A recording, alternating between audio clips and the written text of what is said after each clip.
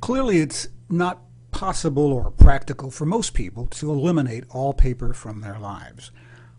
I have been fortunate that I have sufficient control over that part of my day-to-day activities that I wanted to give it a try, and I'm about as close to paperless as I think it's humanly possible to get. The key to that for me was a little iPhone app called JotNot Pro, and JotNot Pro is just simply a little scanner app that does everything that I need for it to do. So in this short screencast, I'm just going to give you a couple of a look at a couple of the features on JotNot Pro.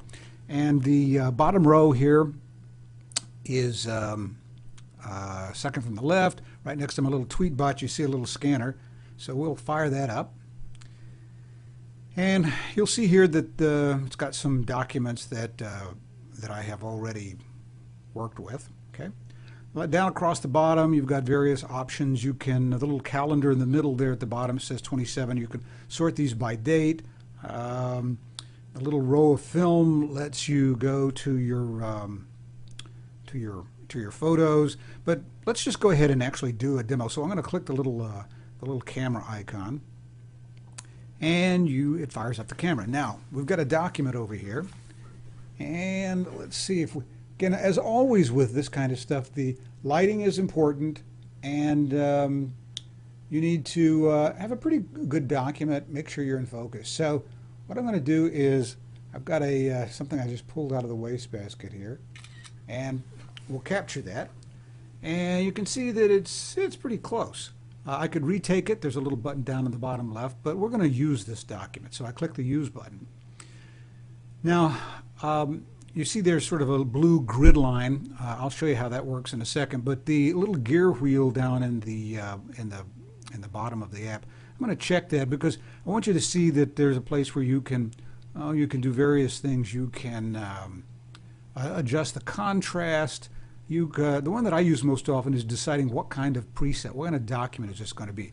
So in this case for me, I'm just going to use black and white docs. But you see there's an option for if you were going to take a whiteboard, and or if you're on the road and you're doing a lot with receipts, it's optimized these presets for those. But I'm going to click black and white document and go back to the select area. And sometimes it has a little trouble getting these just the way you want. So all you have to do is just grab these little handles here until you get this the way you want. And that looks good for me. So I'm going to up in the top right hand corner, there's a button that says process. Just going to process that. Takes a second and scans this, and I don't know if you can see or not, but it does a pretty good job for all practical purposes. This is good enough.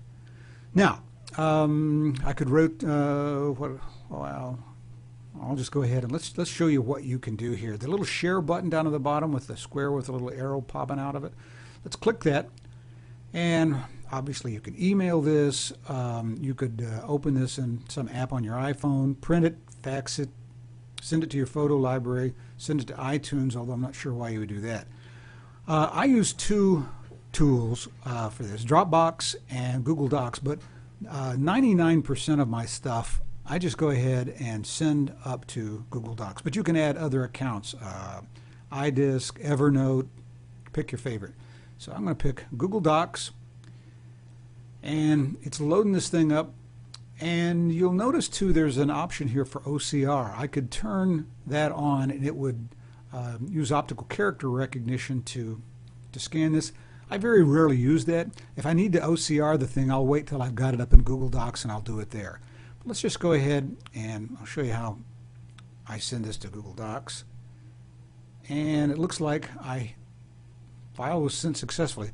What I had intended to do was change the file name up there, but I hit the wrong button. I hit the send button actually. That's no problem. When I get to Google Docs, I can always go in and change the file name if you want. So that's all there is to it. And now this is in my pages. So if I go back to my documents, and you'll see here, I don't keep these for long. I'll let them hang around for a couple of days and then I'll flush them. But if you pull this bad boy back up, you'll see that the document's there. And now if I go to Google Docs, and can I show you that?